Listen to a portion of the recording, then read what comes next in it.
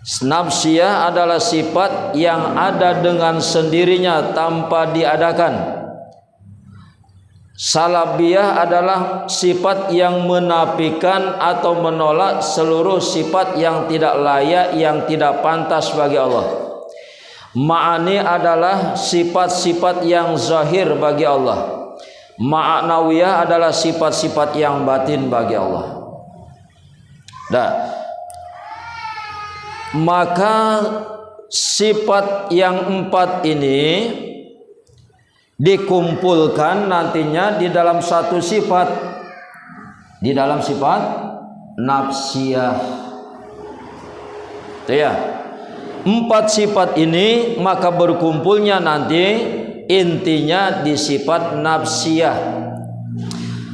Sekarang apa sifat nafsiyah? Wujud. Sifat nafsiyah wujud. Ya, ada. Allah itu wajib adanya tanpa diadakan. Ada dengan sendirinya tanpa didahului dengan tidak adanya, maka wujud dia. Sekarang sifat salabiyah, ya, kidam, baqa, mukhalafatuhu lil hawadisi.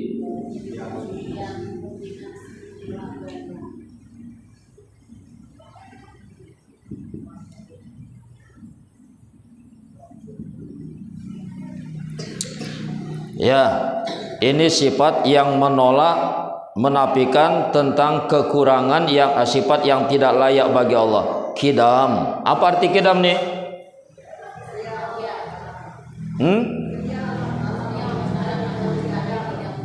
Ya, kidam. Kidam ini terdahulu. Terdahulu, bahwasanya Allah itu terdahulu yang tidak ada awalnya. Ya, jadi apa istilahnya? Tidak ada yang mendahului Allah daripada Allah, Allah yang dahulu dan tidak ada awalnya. Baqa, kekal, ya, kekal. Mukhalafatul lil hawadis, ya, berlainan, berbeda, bersalahan, lil hawadisi, bagi semua yang baharu. Qiyamuhu, berdiri sendiri, wahdaniyat, yang esa. Sekarang ma'ani. Ma'ani tadi sifat yang zahir, mana saja itu? Ma'ani ada berapa sifat ini? 7 ya. 1, 2, 3, 4, 5, 6, 7. Sama, basar, kalam, ilmu, kudrat, iradat, hayat. Itu ya.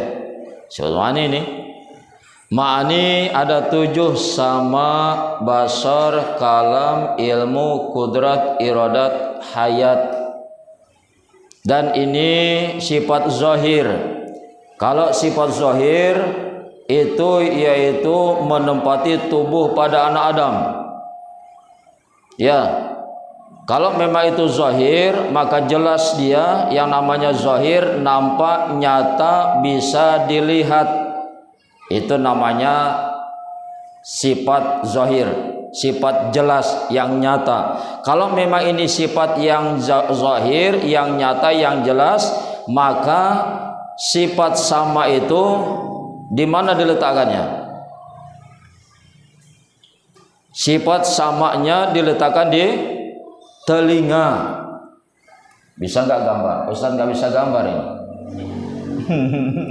Nggak bisa gambar kalau Ustaz nggak pernah gambar-gambar. Nah, gimana ini?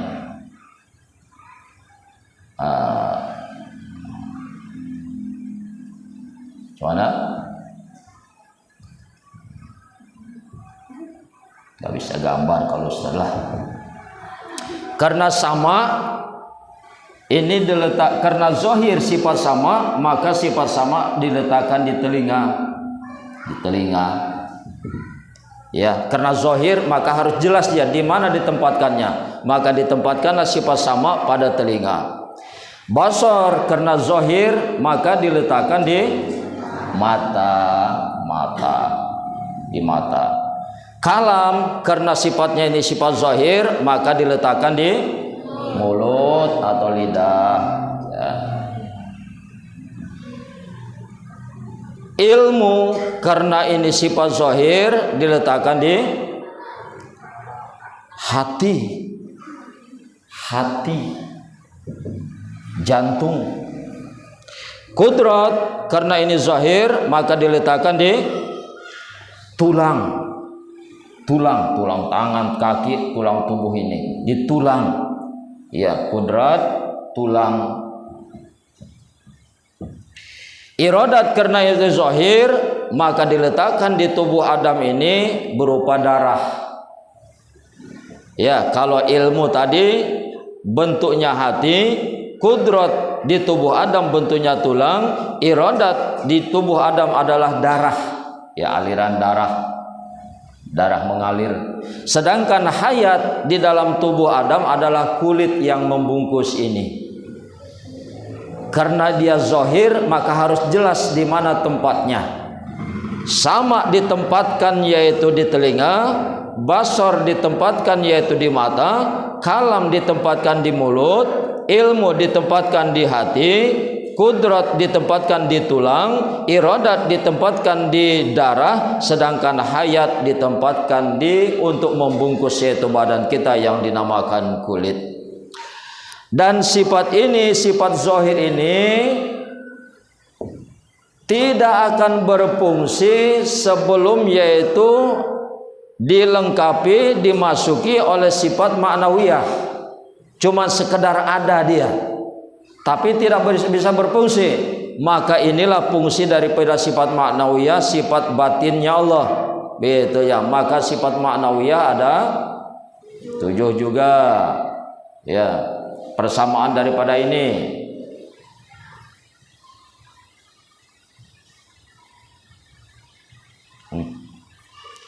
Yang pertama sama jadi sami'un, basar basirun, kalam mutakalimun,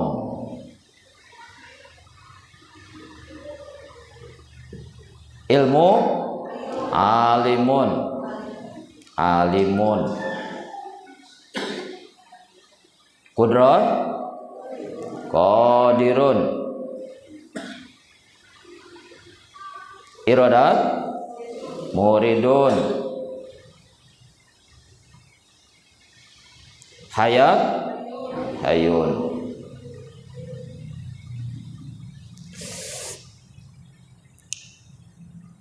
Maka fungsi daripada ma'nawiyah adalah untuk memberikan rasa kepada sifat ma'ani. Sifat sama ini baru bisa mendengar dengan adanya sami'un. Sifat basar baru bisa melihat dengan adanya basirun. Sifat kalamnya ini bisa berkata, baru bisa berkata dengan adanya mutakalimun. Itu maksudnya. Kudrat, ilmu bisa yaitu berfungsi hati tadi, ya bisa yaitu istilahnya paham, mengerti dengan adanya sifat alimun. Kudrat bisa yaitu berfungsi dengan adanya qadirun. Iradat bisa berfungsi dengan adanya muridun, dan hayat bisa berfungsi dengan adanya sifat hayyun. Begitu maksudnya. Ya, jadi ini semuanya 14 sifat. Maka 14 sifat ini terkumpul di dalam sifat yang ini, wahdaniyat. 14 sifat, maka terkumpullah dia di dalam sifat yaitu wahdaniyat. Bersatunya di dalam sifat wahdaniyat, keesaan Allah. Sifat. Dah. Jadi sifat ini namanya yang 15 adalah sifat rahmatan lil alamin namanya. Sifat rahmatan lil alamin.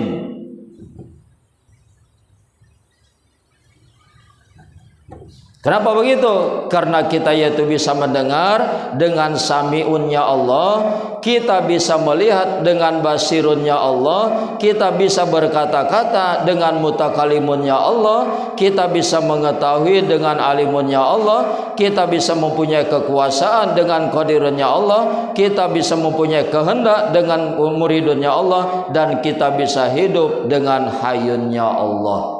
Begitu maksudnya. Oleh karena itu ini sifat wahdaniyat yang dinamakan sifat rahmatul lil alamin.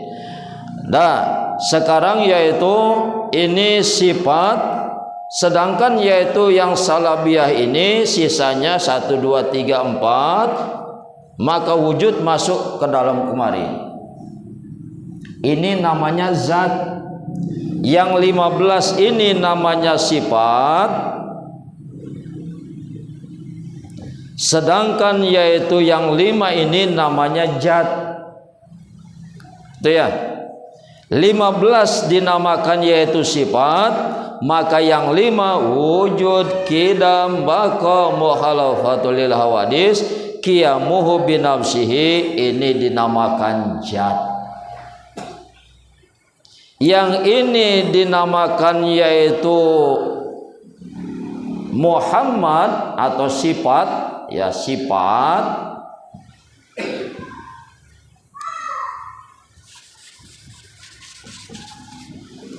Yang ini 15 dinamakan sifat, sedangkan yang 5 ini dinamakan zat.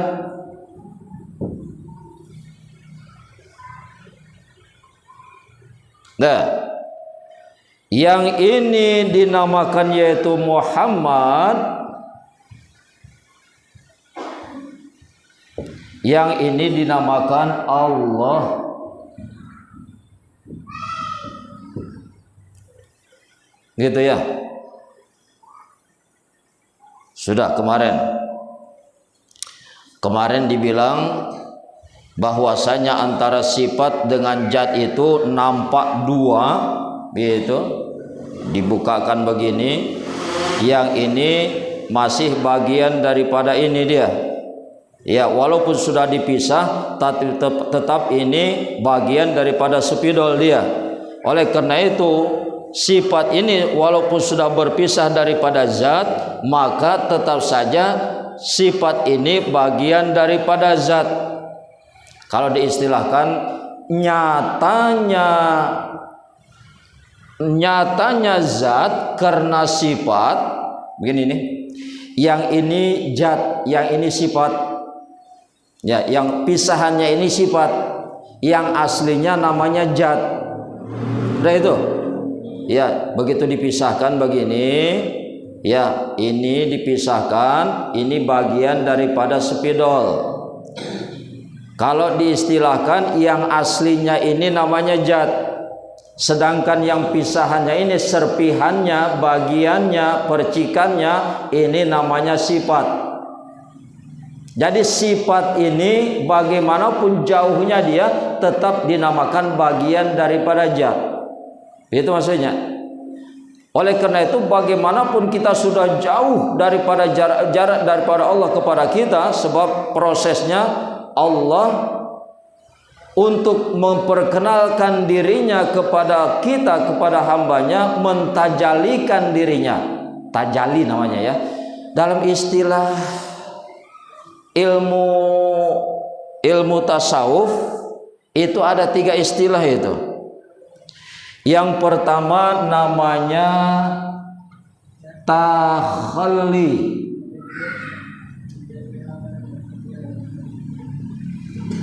Yang kedua namanya tahalli.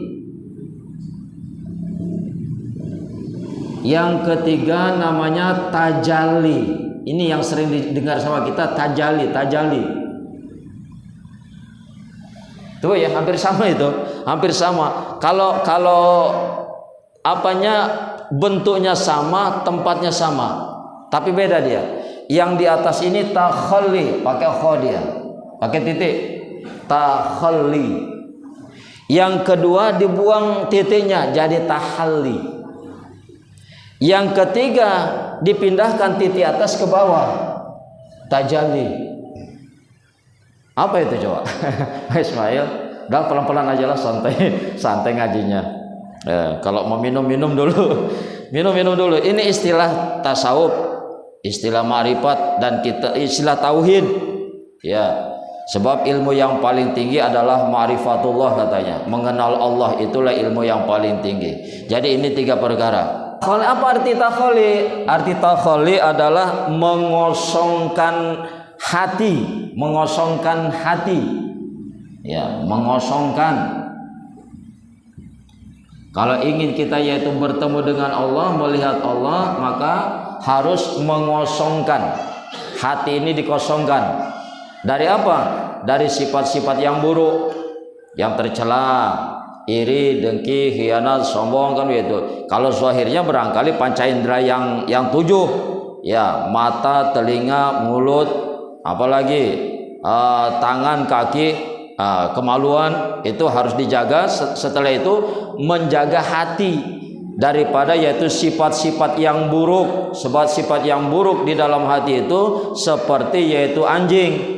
Nauzubillah ya, kata-katanya kasar, maaf. Dan yaitu malaikat tidak akan masuk ke rumah yang rumah itu di dalamnya ada anjingnya. Jadi hati yang buruk itu, iri, dengki, khianat, sombong, itu seperti anjing maksudnya. Jadi kalau hati kita dipenuhi dengan sifat-sifat buruk, berarti dipenuhi oleh anjing-anjing, maka malaikat susah untuk masuk ke sana. Maka itulah yang dinamakan takhalli. Untuk yaitu kita bisa bertemu dengan Allah, merasakan kehadiran Allah dekat dengan kita, syaratnya yang pertama kosongkan hati. Dari apa? Sifat yang buruk. Kalau udah itu kita lakukan, yaitu ke tahap yang kedua, tahalli. Apa itu tahalli? Mengisi hati dengan sifat-sifat yang terpuji. Ya, sabar, apalagi lembut, suka menolong orang, begitu ya. Apalagi itu rajin ibadah, ke sana dia. Sifat-sifat yang terpuji, diisi hati dengan sifat-sifat yang terpuji. Begitu. Setelah itu maka yaitu naik kepada tingkat yang ketiga, tajalli. Apa itu? Merasakan yaitu Allah hadir bersama kita. Kita merasakan bahwasanya kita ini selalu bersama Allah kemanapun kita berada. Yaitu menyaksikan kita dengan mata batin kita, kita ini sudah yaitu berhadapan dengan Allah. Ya, lika Allah, bertemu dengan Allah, bermuajahah, bertatap muka dengan Allah. Inilah dia. Sudah. Jadi sifat adalah Muhammad, sedangkan zat adalah Allah. Kalaulah benang sudah menjadi kain, kalau benang sudah menjadi kain, kira-kira kita mencari-cari benangnya lagi enggak, Bu? Enggak. Begitu kita melihat kain, maka terlihatlah oleh kita benang. Maka yaitu teringatlah kita ke benangnya. Kalau kain sudah yaitu menjadi baju, perlukah kita mencari-cari kainnya lagi? Enggak. Kenapa? Karena begitu kita melihat baju ini, maka sudah teringat kita kepada kainnya. Begitu maksudnya. Ini pun begitu. Kalau yaitu zat sudah menjadi sifat, ini maksudnya ini. Perlukah kita mencari-cari zat itu? Enggak perlu. Pandang saja sifat ini, maka kita akan yaitu teringat kepada zat. Kalaulah Allah sudah yaitu berbentuk yaitu rupa dengan wujud yang lain, dengan yaitu bentuk Muhammad, perlukah kita mencari-cari Allah lagi? Enggak. Begitu kita pandang Muhammad, maka kita akan yaitu ingat kepada Allah. Begitu kita pandang Muhammad, maka kita akan memandang Allah, seakan-akan memandang Allah. Siapa itu Muhammad? Adam. Siapa itu Adam? Insan. Kita ini. Begitu kita memandang insan, memandang manusia, memandang yaitu Bang Ismail, maka terpandanglah Allahnya. Paham itu? Kalau benang sudah menjadi kain, perlukah kita mencari yaitu benangnya? Enggak perlu, karena yaitu begitu memandang kain sudah ingat kepada benangnya. Dan terakhir, kalau sudah yaitu kain menjadi yaitu baju, perlukah mencari-cari kainnya? Tidak perlu. Begitu kita memandang baju seseorang, baju kita, baju seseorang, kita sudah ingat, sekaligus ingat bahwasanya baju itu adalah kain. Begitu maksudnya. Ya, kalau kita sudah yaitu memandang Muhammad, perlukah kita yaitu mencari-cari Allahnya? Tidak perlu. Begitu kita sudah memandang Muhammad, melihat Muhammad, maka langsung ingat kita kepada Allahnya. Karena yaitu Muhammad ini yaitu berasal daripada zat Allah itu sendiri. Begitu maksudnya, mudah dia.